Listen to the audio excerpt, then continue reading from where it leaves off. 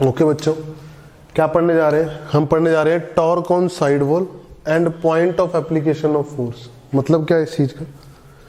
जैसे मान लो कि ये क्या है बेटा, हमारा कंटेनर है, कंटेनर की वॉल है ये क्या है बेटा? कंटेनर की वॉल है, समझो this is the wall of container.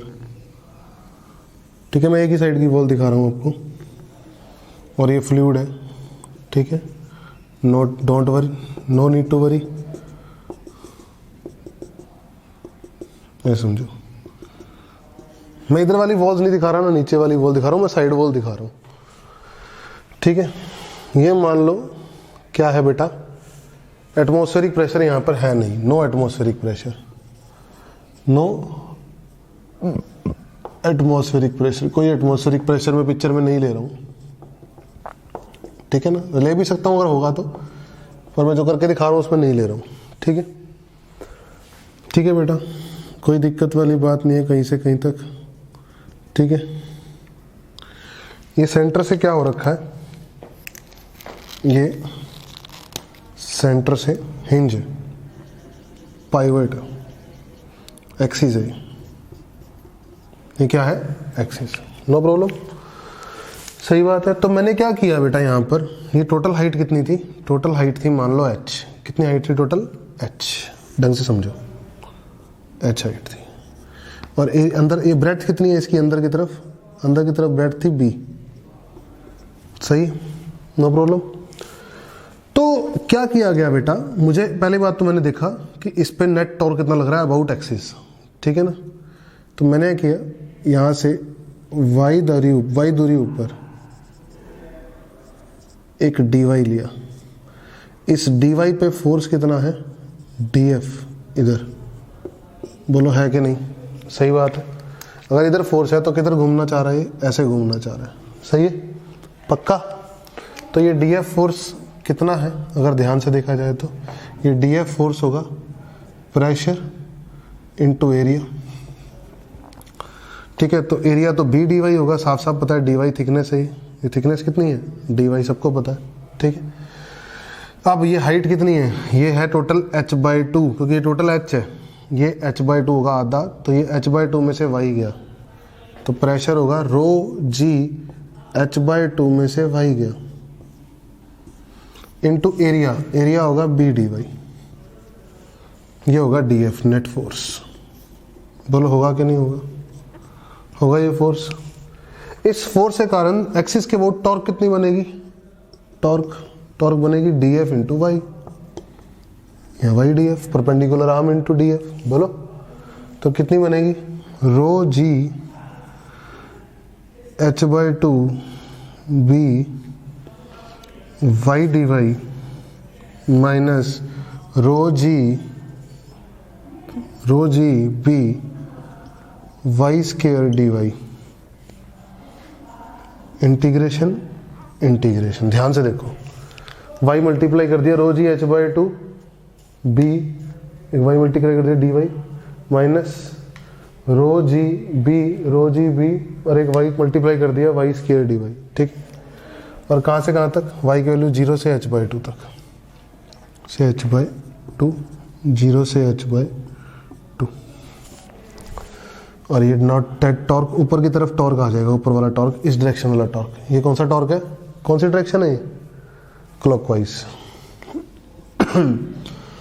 कितना आ जाएगा? रो जी h/2 वाई dy का इंटीग्रेशन क्या होता है? y²/2 लिमिट y²/2 वाली बात तो इधर आ गया।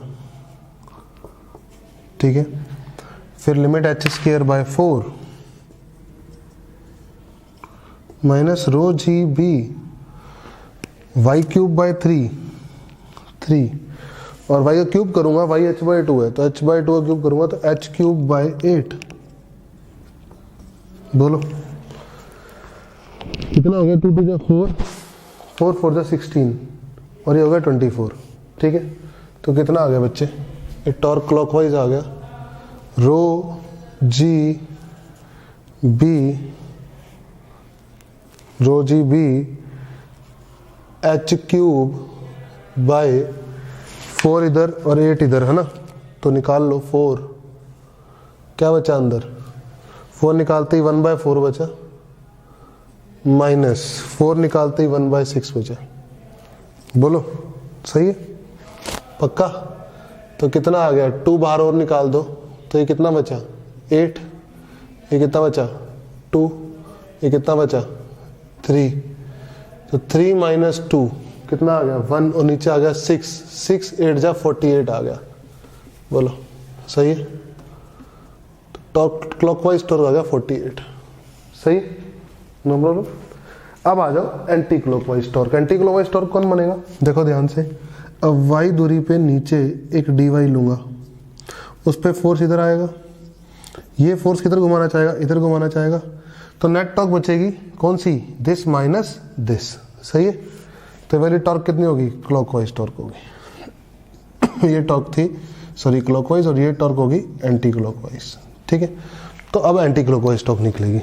ठीक है, जब एंटी क्लॉकवाइज टॉर्क निकलेगी तब क्या होगा, देखो तब क्या होगा बेटा, क्लॉकवाइज टॉर्क हमने निकाल के रख ली है जितने की हमें जरूरत पड़नी थी। ठीक है, इसको इरेज कर देते हैं। ठीक है, एंटी क्लॉकवाइज टॉर्क हम निकालने जा रहे हैं। ठीक है, तो जब एंटी क्लॉकवाइज टॉर्क निकालने जा रहे हो, इस पॉइंट पे प्रेशर चाहिए होगा, क्योंकि फोर्स होगा प्रेशर इनटू एरिया, और प्रेशर होगा rho g h/2 plus y, और एरिया होगा बी डी वाई, और टॉर्क होगा y d f, perpendicular arm into force. सही, तो इसको y से मल्टीप्लाई कर दिया जाएगा, तो rho g h/2 b y d y आएगा integral, plus rho g b y, एक वाई स्क्वायर हो जाएगा डी वाई।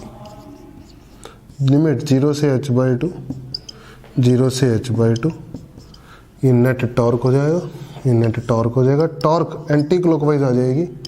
फिर से अभी भी हमने सॉल्व किया, ये 2, एक 2 और आएगा 16 बनेगा, ये 3 और ये क्या बनेगा 8 बनेगा, 24 बनेगा, और बीच में इस बार ऐड का साइन है। किसका साइन है, ऐड का। तो अगर रो जी बी एच क्यूब, और एक बनेगा है ना, एक बनेगा 16 और एक बनेगा 24, तो 1/16 प्लस 1/24 ऐसा ही बनेगा। बोलो सही है, पक्का, कोई दिक्कत वाली बात नहीं है। तो एक काम करेंगे हम, 8 कॉमन ले लेंगे जब, तो यहाँ बचेगा 2 और यहाँ बचेगा 3 और 6 और ऊपर आएगा 5, तो एंटी क्लॉकवाइज बनेगी 5 rho g b h cube by 48, और क्लॉकवाइज बनी थी rho g b h cube by 48। तो नेट टॉर्क कितनी बनेगी, नेट टॉर्क बनेगी, नेट टॉर्क बनेगी, इसमें इसको सब्ट्रैक्ट कर दो, तो 5 में से बन गया 4, 4/48 यानी 1/12, तो rho g b h cube by 12 net torque बनेगी। क्या बनेगी, नेट टॉर्क। कोई दिक्कत वाली बात नहीं, 5 में से बन गया 4, 4/48 यानी 1/12, rho g b h cube by 12 बनेगी नेट टॉर्क। अब आती है, सवाल उठता है point of application of force. क्या उठता है, point of application of force. अब ये क्या चीज होती है, इसके बारे में समझ लेते हैं। देखो point of application of force क्या चीज होती है। ठीक है, इसको इरेज कर देता हूँ। Point of application of force का मतलब ये है कि हमें क्या निकालना है, हमें क्या निकालना है बेटा, बता देता हूँ मैं आपको। हमें नेट फोर्स निकालना होगा पहले तो, वॉल के ऊपर, साइड वॉल के ऊपर नेट फोर्स। ये साइड वॉल है, ये फ्लूइड भरा हुआ है। ठीक है, ध्यान से समझो बात को, मजा आएगा आपको। इसके ऊपर ये एक्सिस थी, है ना। अगर एक्सिस कुछ ना होती तो इस पर नेट फोर्स कितना लग रहा था, नेट फोर्स लग रहा था, याद करो, मैंने प्रीवियस वीडियो में पढ़ाया आपको। इससे पुरानी वाली वीडियो देखोगे आप। Average pressure into area, area बनेगा B इंटू एच, और एवरेज प्रेशर बनेगा रो g h/2 into B into H यानी h स्क्वायर। सही है, पक्का। अब ये फोर्स एक्सिस पे, अगर ये नेट एक पॉइंट पे कंसंट्रेटेड फोर्स मेरे को बनाना है, ये बेसिकली पूरी वॉल पे नेट फोर्स लग रहा है ना इस डायरेक्शन में, तो बेसिकली ये फोर्स एक्सिस से कितनी दूरी पे लगे कि नेट टॉर्क कितनी बना दे। ये फोर्स जो आ रहा है वर्टिकल वॉल के ऊपर, ये एक्सिस से कितनी दूरी पे लगे कि इतनी टॉर्क बना दे। वो जो कितनी दूरी है that is point of application of force, that is what point of application of force. तो rho g b h square by 2, और मान लो वो दूरी कितनी है, मान लो आर है, परपेंडिकुलर आर, और टॉर्क कितनी बन जाए, rho g b h cube by 12, rho g b sorry 6 नहीं है 2 है, ठीक है। तो रो जी बी से रो जी बी गया, एच स्क्वायर से एक एच गया, इससे 12 गया, 6 आ गया, तो आर आ गया एच बाई 6,